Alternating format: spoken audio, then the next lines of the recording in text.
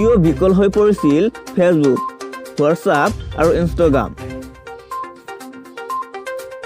প্ৰায় 6 ঘণ্টা ধৰি বিকল হৈ থকাৰ পিছত পুনৰ সক্ৰিয় অৱস্থালৈ ঘূৰি আহিছিল ছ'চিয়েল মিডিয়া সেৱা ফেচবুক, হোৱাটছআপ আৰু ইনষ্টাগ্ৰাম।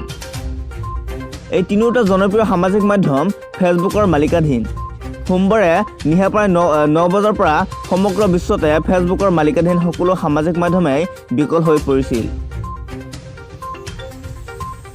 ডাউন ডিটেক্টৰে উল্লেখ কৰা অনুসৰি ফেচবুকৰ জন্মৰ পৰা বৰ্তমানলৈকে এয়া আছিল সৰ্ববৃহৎ বিফলতা। বিশ্বজুৰি প্ৰায় 10.6 নিযুত সমস্যাৰ সৃষ্টি হৈছিল। এনে সমস্যা পূৰ্বেও সৃষ্টি হৈছিল যদিও সেয়া আছিল খুব কম সময়ৰ বাবে। 2019 চনত কিছু সময়ৰ বাবে বিকল হৈ পৰিছিল ফেচবুক। এতিয়ালৈকে ফেচবুকৰ মালিকাধীন এই মাধ্যমসমূহত দেখা দিয়া সমস্যাটোৰ কোনো আনুষ্ঠানিক কাৰণ ঘোষণা কৰা হোৱা নাই।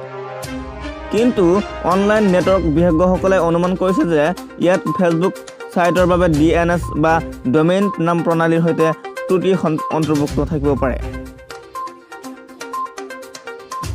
DNSক প্ৰায়ে ইণ্টাৰনেটৰ বাবে ঠিকনা বহী বা ফোন বুকৰ সৈতে তুলনা কৰা হয়। এপবোৰ কম্পিউটাৰ প্ৰণালীলৈ আঙুলিয়াই দিয়ে যিয়ে তেওঁলোকে বিচাৰি থকা ৱেবছাইটটো পৰিবহণ কৰে।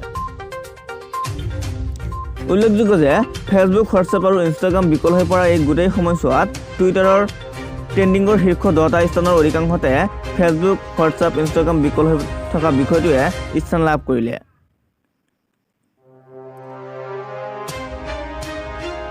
$1.24 মিলিয়ন টুইটাৰ ব্যৱহাৰকাৰীয়ে টুইট কৰি ট্ৰেণ্ডিঙৰ শীৰ্ষত থাকিলে।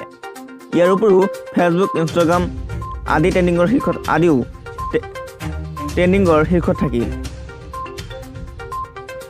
সেয়ে যিয়েই নহওক, দীৰ্ঘ সময় ধৰি বিকল হৈ থকা ফেচবুক আৰু ইয়াৰ মালিকাধীন সকলো মাধ্যম পুনৰ সক্ৰিয় হৈ পৰাৰ কথা ফেচবুক কৰ্তৃপক্ষই টুইটাৰৰ জৰিয়তে পুৱতি নিশা প্ৰায় 4 বজাত ঘোষণা কৰিছে।